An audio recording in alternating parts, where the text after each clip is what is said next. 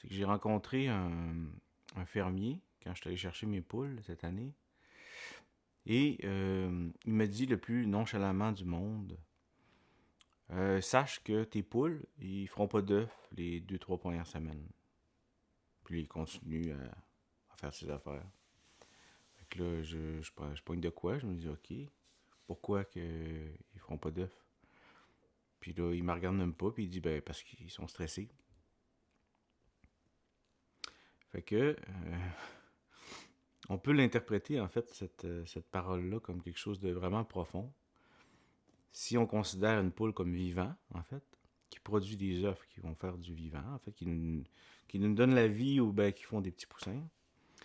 En gros, le vivant ne produit pas de vivant quand il est stressé. Waouh!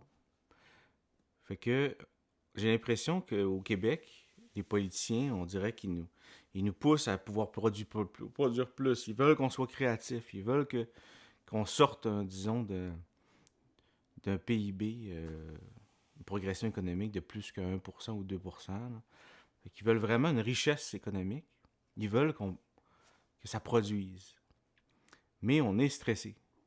On est comme des poules. On ne peut pas faire des œufs si on est stressé. Si on se sent comme piégé. Fait que, pour moi, c'est une sagesse profonde qu'on peut se rappeler et appliquer au sein du parti.